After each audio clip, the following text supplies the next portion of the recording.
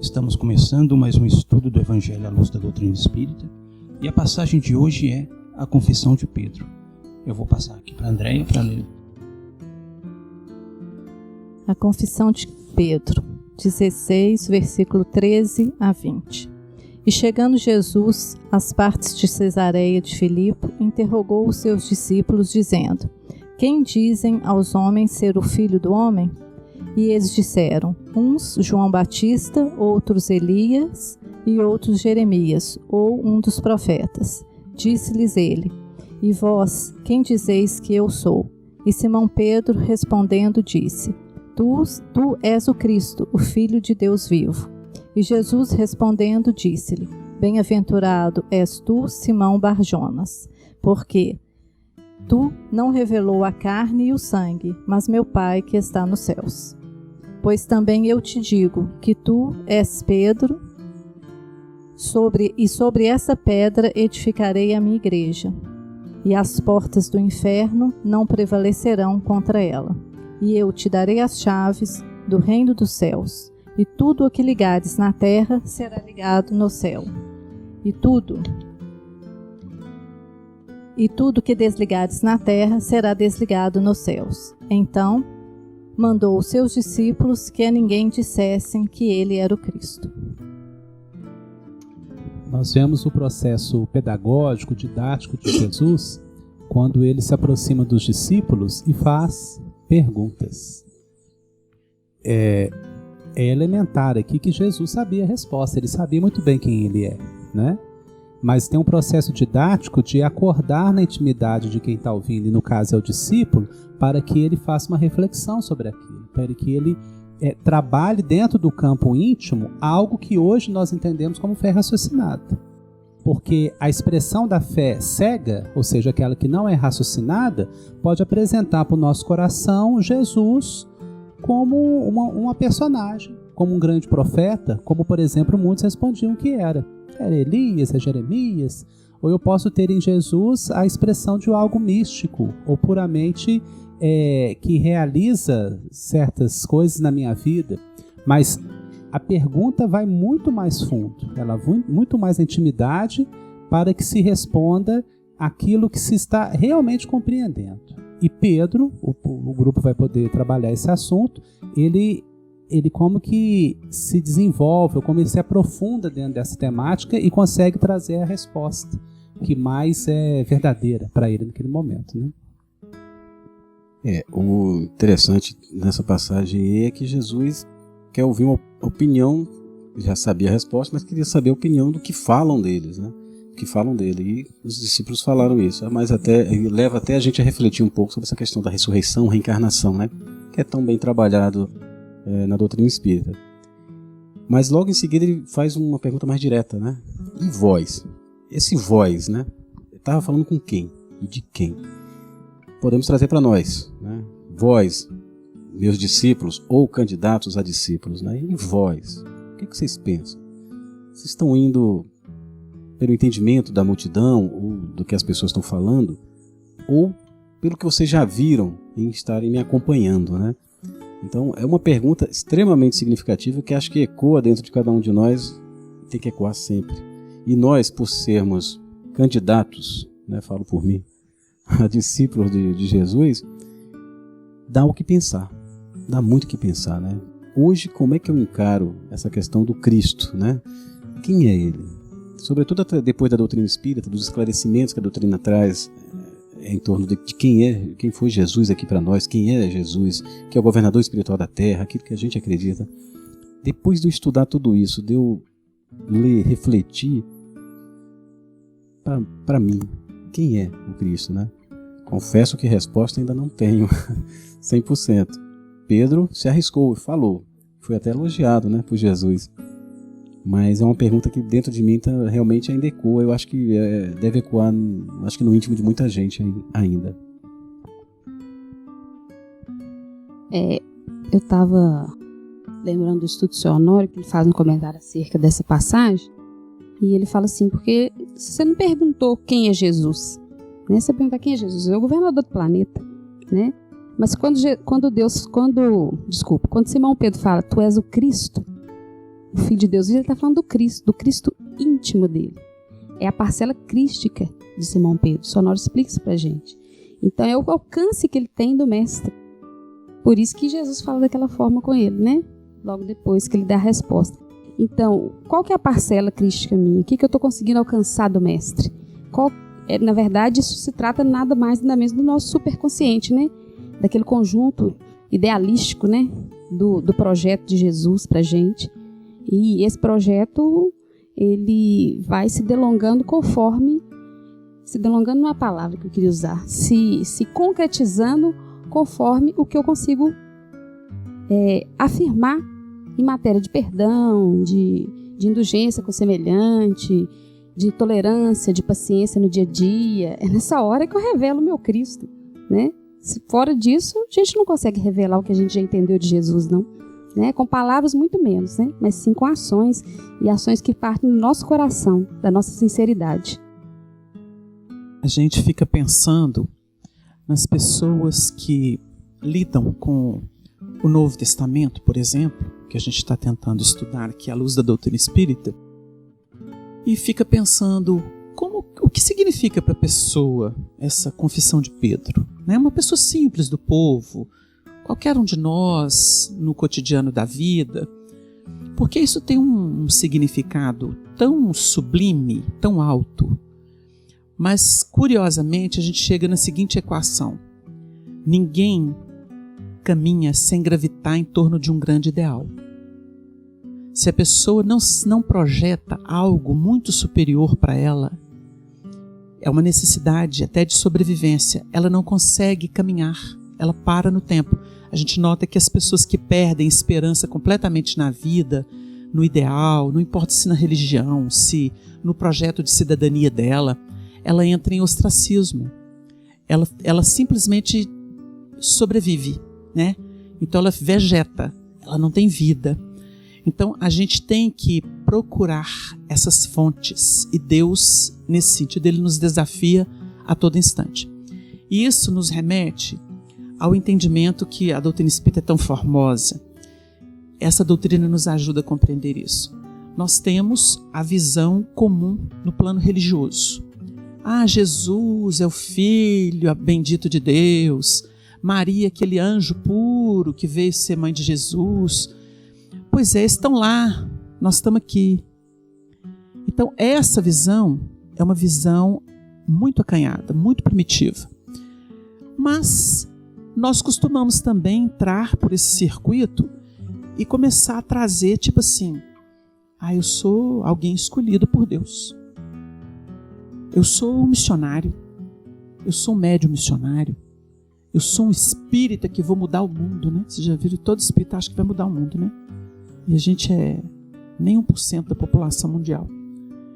É claro que o fermento leveda a massa toda e o sal salga o alimento.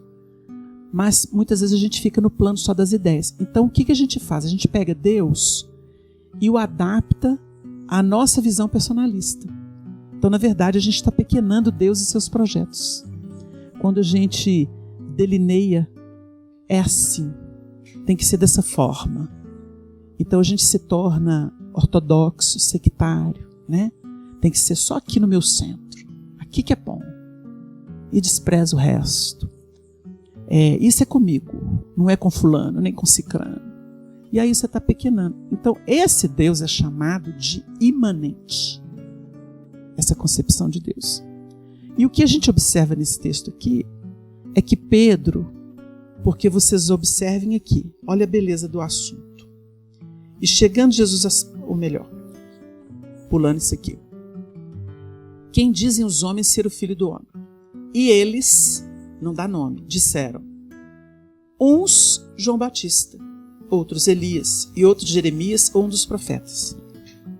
Isso é uma ideia de imanência. Eu estou materializando um propósito, segundo o que eu entendo aqui. Ou seja, a linha de abordagem ela ainda é tendenciosa. Aí ele fala assim, o povo fala dessa forma, é muito impreciso, é muito confuso. E vós, quem dizeis que eu sou? Então ele se dá o título de Filho do Homem. a proposta da renovação para a gente. E Simão Pedro, curiosamente Simão Pedro, olha, ele entra no barco de Simão. Vocês já notaram como é que Simão tem um papel de referência para o cristianismo? Ele consegue dinamizar as propostas crísticas e Jesus aproveita isso muito dele, essa peculiaridade dele. Então ele falou assim, e Simão Pedro, respondendo, disse, tu és o Cristo, o Filho de Deus vivo. Quando ele diz isso, ele transcende. Ele sai da confusão de palpite, porque ele pegou no âmago do ser. E Jesus vai valorizar isso aqui nele. Então ele se projeta no tempo e no espaço e alcança o âmago da proposta. Tem muita gente no meio espírita hoje que não consegue chegar nessa equação do Pedro. Ah, Jesus, e materializa Jesus, e deifica Jesus. E aí você vai ver aqueles palpites, porque o Cristo é um espírito que incorpora Jesus para poder revelar as coisas de Deus. Essas teorias todas existem por aí. Mas o Pedro chegou no âmago. Tu és o Cristo, Filho do Deus vivo. Porque o Cristo é a imagem de Deus na criação. Ela é transcendente. É a pura transcendência. Quando você fala de Jesus, você está falando do Espírito que materializa um propósito. É um Espírito. Jesus, ele tem uma história evolutiva. Mas quando você fala do Cristo, aí você está falando da missão que esse Espírito executou. Porque ele nos apanha onde a gente está, nas circunstâncias da nossa vida, e fala assim, vem aqui. Leva para o infinito. E solta você. Porque ele não pode ficar prendendo. Tem que te soltar. Por isso que ele sai de cena. O esposo vai embora, tem hora. Né? E quem fica lá na condição de viuvez tem que dar conta do recado. Que é tema de evangelho. Né? Está escrito isso. Então a gente lembra o assunto só para poder abrir. Para a gente poder refletir a grandeza desse momento aqui. Seria mais ou menos dizer assim. O Chico Xavier lidou com todo tipo de dificuldade. Começou de 4 para 5 anos perdendo a mãe. A mãe desencarnada com poucos meses ensina para ele a perdoar. E olha que espírito com pouco tempo de vida espiritual, vendo um filho levar garfada, lamber ferida, apanhar 2 vezes por dia. Tinha pulado no pescoço daquela mulher, que era a madrinha dele. Tinha pulado no pescoço dela. Mas era um anjo. Ensinou para ele, meu filho, tem que seguir a Deus. Começou a ensinar cristianismo para ele de 4 para 5 anos. Ele se projeta com todo o sacrifício. Aí chega um dia que ele fala assim, o Emmanuel comunicou que eu fui desapropriado. E ria. O que é ser desapropriado? Você não tem vontade, você não interessa o que você pensa, você tem que entender o seguinte, Deus vai fazer a obra e você vai abrir o coração irrestritamente. Eu aceitei. Ele escreve, tem documentos aí hoje. Noel não me impôs nada. Eu aceitei as disciplinas. Então ele se submete. Aí quem segura um elemento desse? Quem que segura? Deus não dá o Espírito por medida. Então o Chico virou aquela coisa que você fala assim, meu Deus, mas quem é o Chico? É o que Jesus falou. Quem dizem? E vós, quem dizeis que eu sou? Não tem definição. Então a gente lembra do Paulo, né? O Saulo se converte a Paulo. Já é o quê? Uma materialização de uma proposta. Mas o Paulo em ação, operando sob a tutela do Evangelho, ele chega um dia que ele fala assim, já não sou eu quem vive, é o Cristo que vive em mim. Porque toda a proposta dele era universal. Não tinha nada de personalista ali. Então é preciso entender o alcance disso aqui. Sai de você, Cláudia. Sai de você, Edu. Sai de você, Xaxá. Sai de você, Wagner. Transcendam. É isso aqui. Ó. É o que Jesus vem ensinar pra gente fazer. Né? Mas tem gente querendo falar. Wagner, é interessante o que você falou, porque eu acho que quando ele começa a falar assim, pois também eu te digo que tu és Pedro, e sobre esta pedra edificarei a minha igreja, e as portas do inferno não prevalecerão contra ela. Né? Esse sair, né, essa mudança que a gente tem que fazer, eu estava tentando procurar aqui uma interpretação melhor para as palavras igreja e até para inferno, né? Porque gera controvérsia, né? Então, como é que ele afirma que vai edificar a minha igreja sobre esta pedra e as portas do inferno não prevalecerão? E eu recorri aqui a uma tradução do Haroldo Dutra Dias, onde ele coloca algumas referências, né? Para a palavra igreja, ele define bem, né? Então vamos substituir aqui para ver se a gente clareia um pouco, né? Diz que sobre esta pedra edificaria a minha igreja, traduzindo do literal, a assembleia, o lugar da assembleia, a congregação dos filhos de Israel, a comunidade cristã. Então sobre esta pedra edificareis a comunidade cristã, sobre essa questão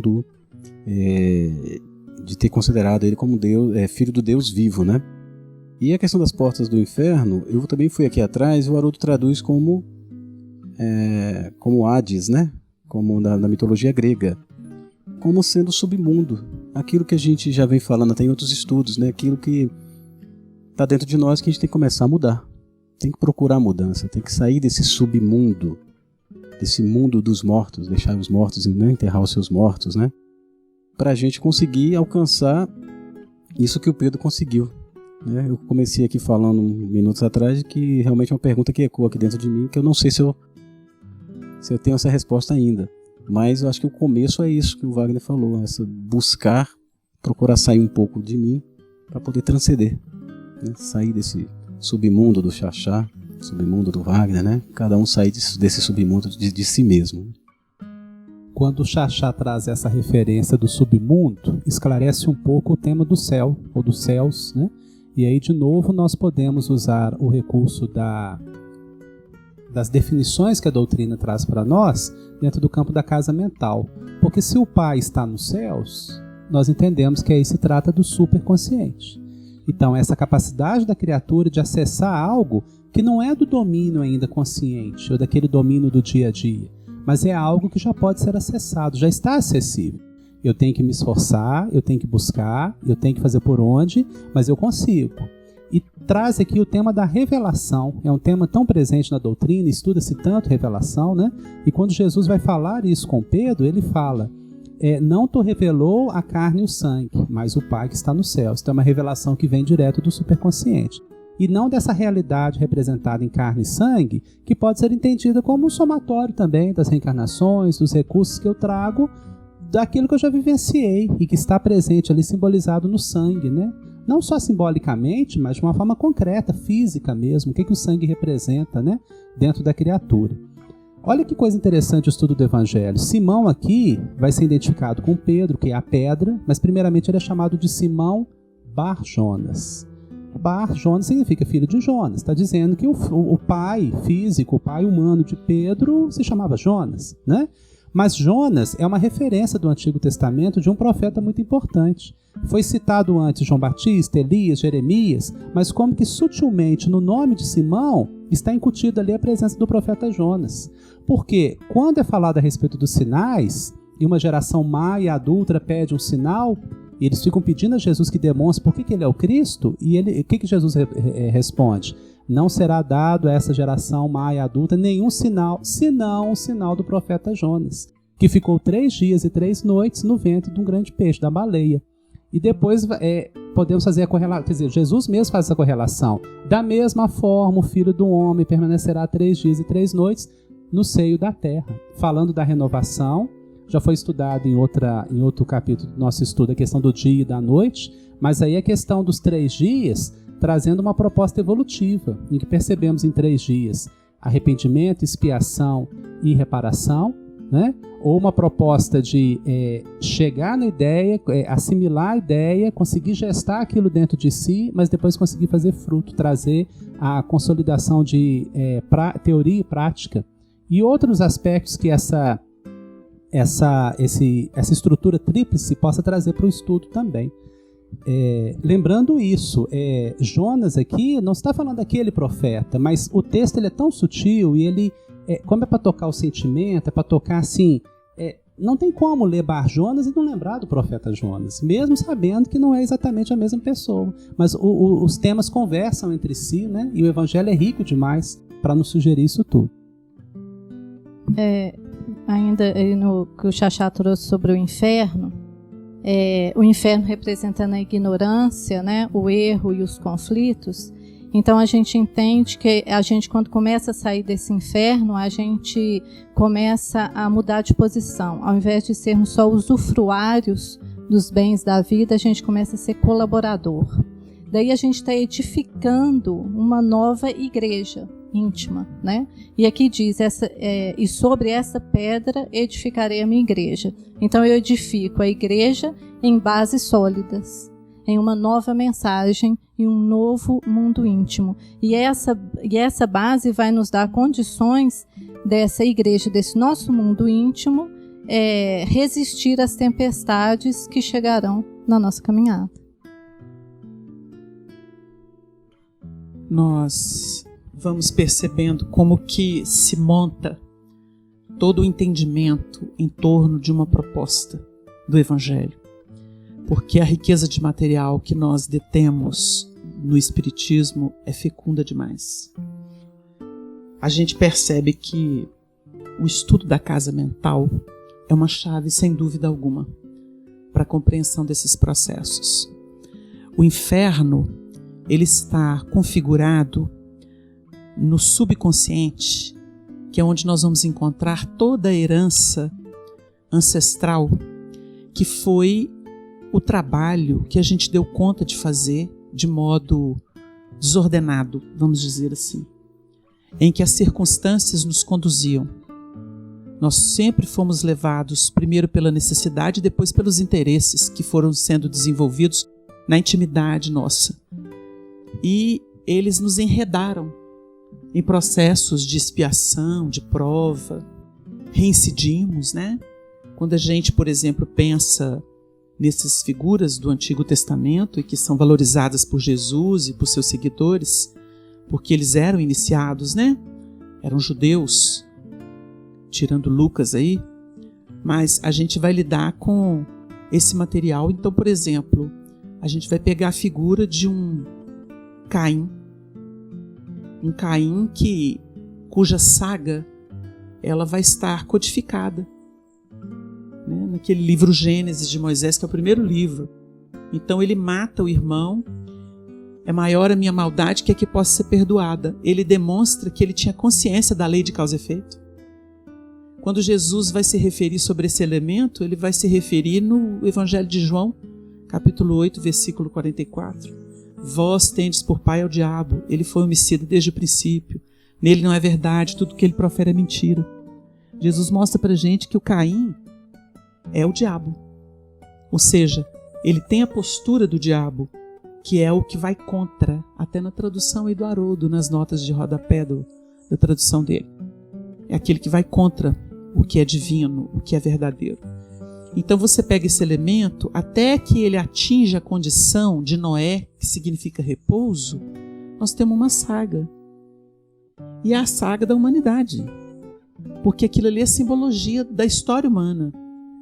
Então quando nós chegamos nos territórios do Evangelho, após atravessar um João Batista, que é a culminância no processo da lei, nós vamos edificar uma casa nova. O Pedro aqui, ele fura o circuito tempo-espaço da Terra. Ele rompe isso.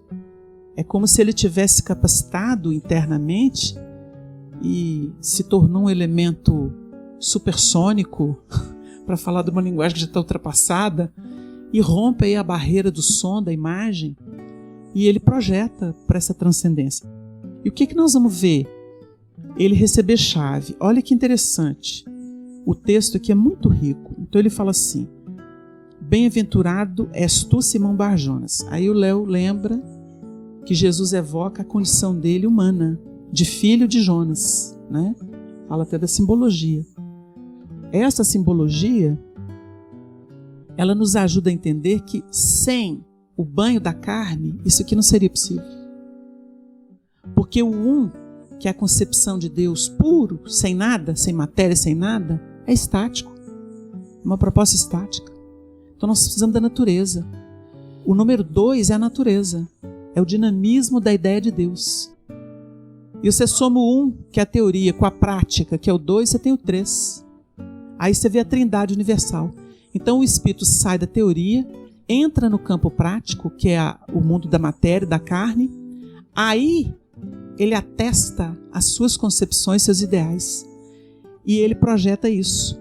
Bem-aventurados porque tu revelou não a carne nem o sangue, mas meu Pai que está nos céus. Ele capta do infinito. Esse é o grande projeto para todos nós. Pois também eu te digo que tu és Pedro e sobre esta pedra edificarei a minha igreja. No sentido de que, daquilo que Paulo fala, temos um templo. As grandes operações de transcendência, elas se dão nessa igreja, que é íntima, é pessoal, intransferível. Você pode remontar uma igreja que pode ser um centro espírita, um templo católico, protestante. Ali é uma assembleia, como definiu o Haroldo aí. Você se reúne com pessoas dentro da linha de afinidade, para se fortalecer, para trocar impressões. É uma convivência, é um campo operacional, sem dúvida nenhuma. Irriga. Mas o grande templo é o interno. Tanto que, para entrar nessa transcendência, o indivíduo, por exemplo, quando é sacado, uma mãe perdeu um filho assassinado.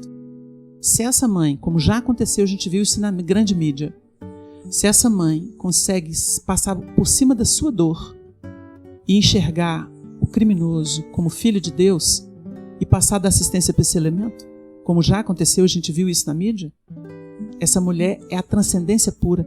Ela entrou na proposta crística. Ela saiu da religião comum. Ela saiu da esfera da conveniência. Porque a gente opera, mesmo na religião, dentro de conveniências. É o meu cargo, é o meu trabalho, é a minha mediunidade, é a minha palestra, é o meu espaço. Quando abre mão disso, você se faz tudo para todos, aí acabou. O indivíduo está preocupado consigo, não está preocupado com a obra. Aí é a proposta crística. É o que a gente vê nesses elementos. Então vem a minha igreja. Sobre esta pedra edificarei a minha igreja e as portas do inferno não prevalecerão contra ela. E vocês tocaram num assunto que é muito bonito, porque qual que é o grande desafio do ser? O grande desafio da criatura humana são os condicionamentos, que vêm do subconsciente. Eles têm força de lei. Eles não pedem licença, simplesmente se implantam.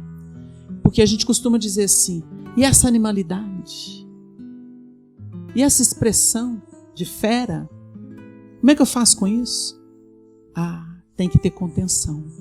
Tem que ter filtro. Mas que filtro é esse? Aí você tem que falar assim para o indivíduo. Você deixa o passado e avança para o futuro. Traz o futuro para o seu hoje. Esse é o filtro. É substituição. Um elemento não larga alguma coisa que domina por nada. Ele tem que começar a materializar um novo propósito de vida. É aquela história do Chico, né? Ninguém pode voltar atrás e fazer um novo começo, mas pode começar agora e fazer um novo fim. Essa é a proposta.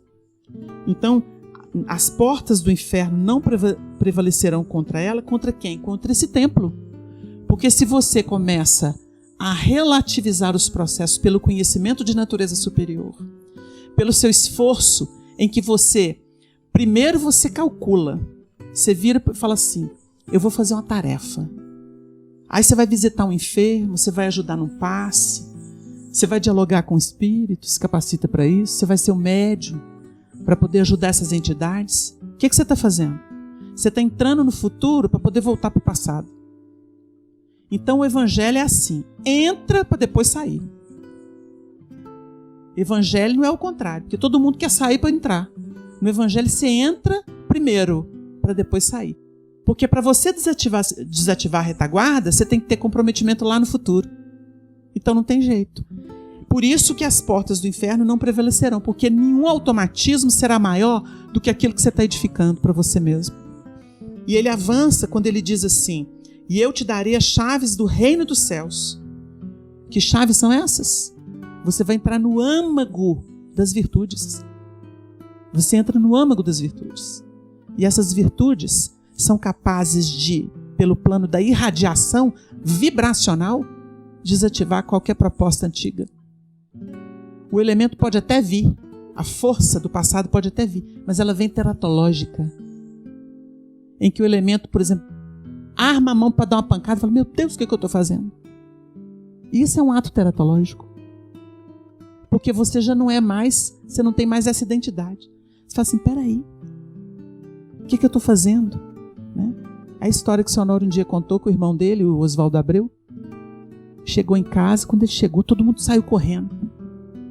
Aí ele fez a seguinte reflexão: oh meu Deus, eu sou um ditador, porque ao menor sinal que eu estou chegando, todo mundo para de fazer o que está fazendo e corre para uma posição que julgam ideal. Aí ele fez a reflexão. Mas é mais ou menos isso. Nós começamos então a identificar o tipo de proposta que sai de nós. E ele continua, né? E tudo que ligares na terra será ligado nos céus, e tudo que desligares na terra será desligado nos céus. Questão de vinculação e desvinculação. Isso aqui é uma aula de vinculação e desvinculação, né? Alguém quer falar mais alguma coisa? Então a gente, já culminando aqui o nosso tempo, para desativar no céu, tem que operar na terra. Quando o elemento vai para o mundo espiritual e aprende lá, ele está se preparando para operar aqui. Porque lá ele não desvincula. Lá ele carrega o compromisso. É no plano terreno.